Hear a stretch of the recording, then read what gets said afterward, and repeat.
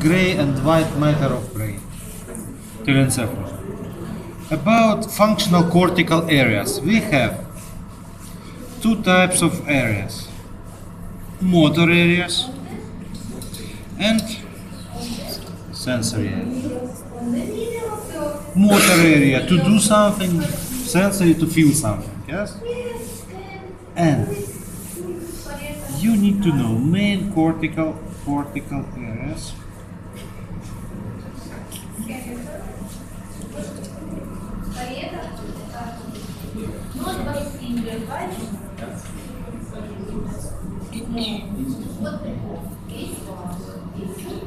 Frontal lobe. Here we have 5 cortical areas.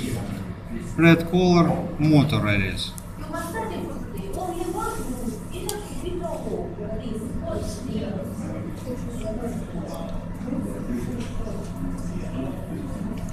Middle frontal area. Middle frontal gyrus. Number 1. Motor area of concord movements of eye and head. When you move your head, your eyes moves with your head. Follow your head. So concord movements of eye and head. Second is motor area of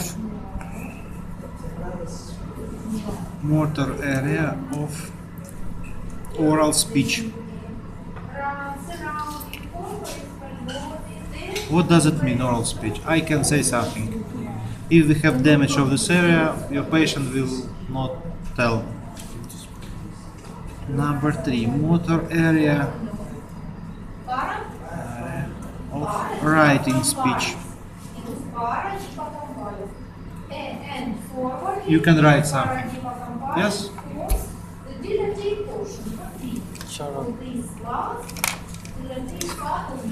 I told you, if it's not interesting to you, you can leave us. I have no journal, I will not. Motor area of singing. Motor area of singing. 5. This gyrus precentralis. This whole surface of this will be one big motor area of general movements. What does it mean? Any movement of our body that we can make. Yeah? But number 6, here we have motor area of difficult aim movements. What does it mean? For example, to tie shoes, to eat with fork or spoon, use knife or something else.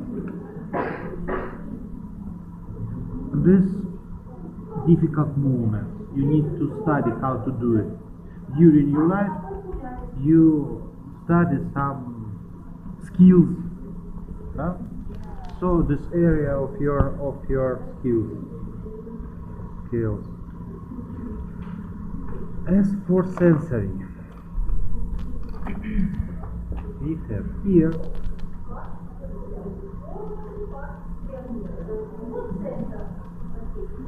post centralis. Number 7. This area, sensory skin feeling, да? Not only touch, sense of temperature, pain, tactile sense. One big area.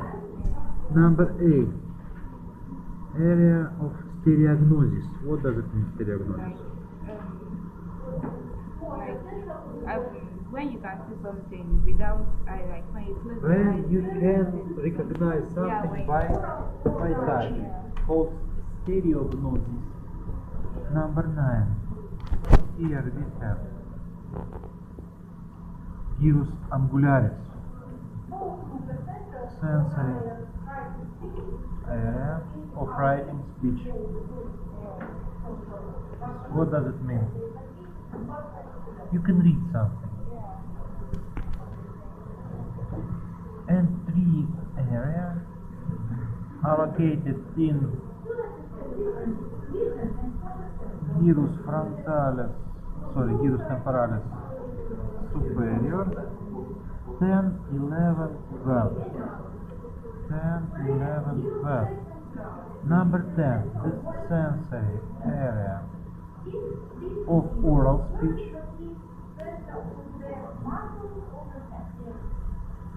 You hear that someone says to you.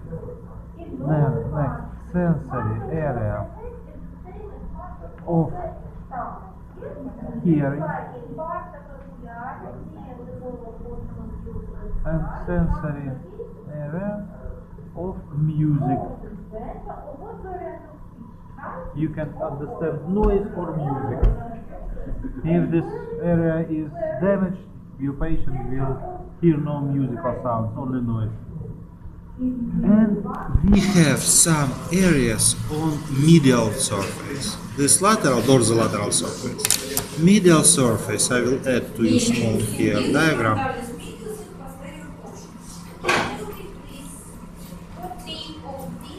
Corpus callosum here, yes.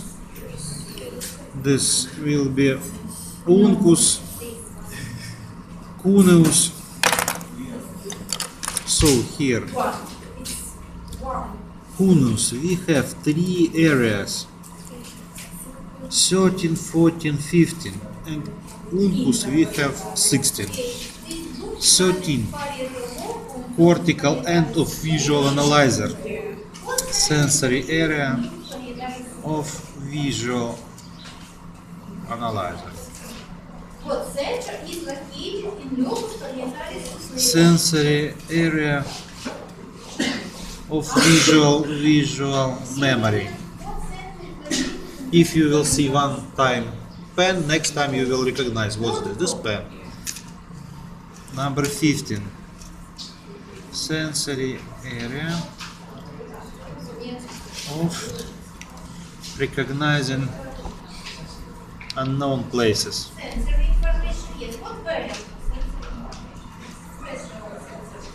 If you first time gets to a known place for you, you can understand what will be surrounded. And 16, this sensory area of smell and taste here in this region. This first part of the lesson. Second part of the lesson. White and gray matter of telencephalon, big brain. So we have telencephalon, gray matter, and white matter. Gray matter consists of two parts: pallium, or another name, neocortex, and nuclei basalis. Nuclei basalis, another name, archaeocortex, old cortex. Pallium, it was your today's topic. Nuclei basalis consist of two parts. We have corpus striatum and corpus amygdaloideum. Here we can see on this section corpus striatum. Here it is.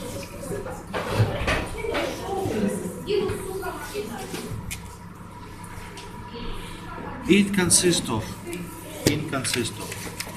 Nucleus caudatus.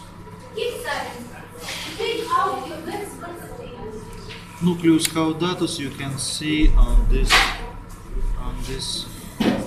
diagram, green colored. It's present here and surround thalamus. Will be around of red color thalamus.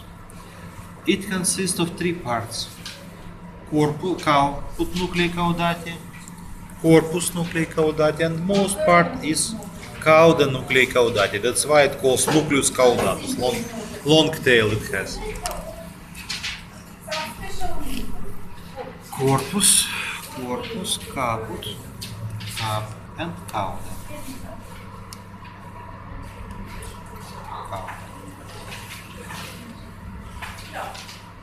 Next part of corpus striatum. Blue colored, nucleus lentiformis. Here it is. Nucleus lentiformis. It has outside dark colored part that was putamen. Nucleus lentiformis. Outer part putamen. Putamen we can translate like shell. Under it we have light colored part that calls globulus pallidus. It consists of two subparts: medial part, lamina medialis, and lateral part, lamina lateralis.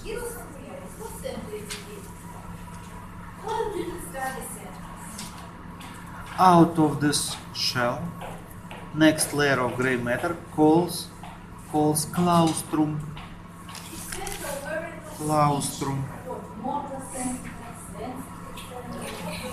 All together will be corpus striatum. Claustrum, fence. Translate like fence. Here it's small layer between putamen and pallium. Corpus amygdaloidus, ovoid shape, small body. It's located down from nucleus lentiformis and thalamus, in the end of cauda nuclei caudati. Here it is, skin colored here. As for white matter, we have several structures. At first, capsula. Three capsula here are present. Three capsula. Capsula interna,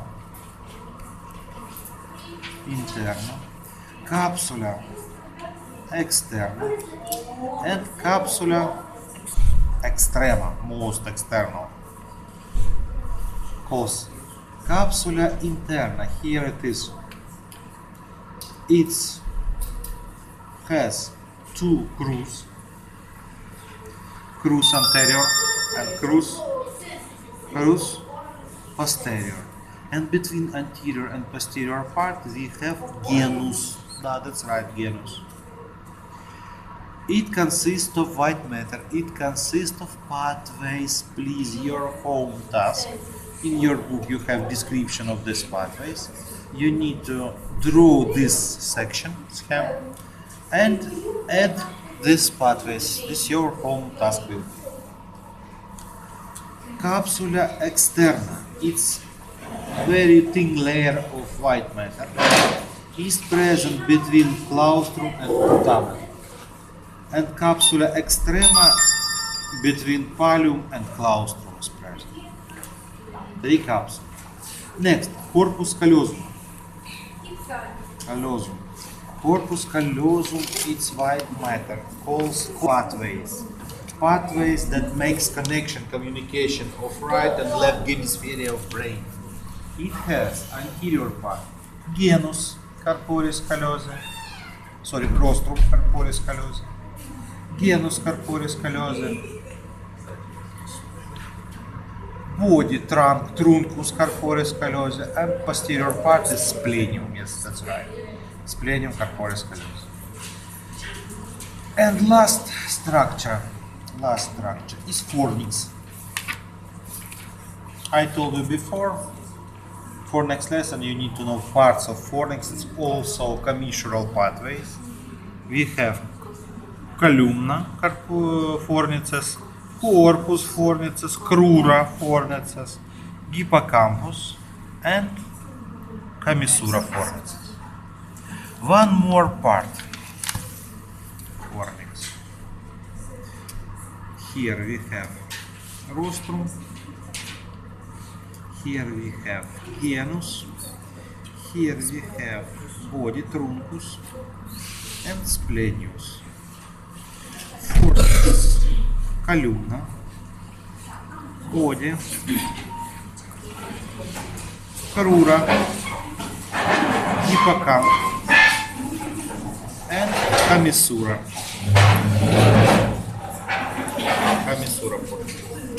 Last part of the lesson. You will study lateral ventricles. Lateral ventricles we have first and second. Belongs to telencephalon. It has shape like this.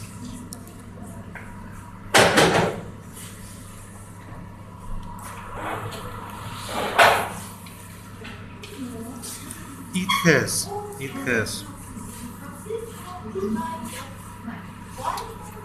cornum anterior, cornum inferior, cornum posterior, and pars centralis.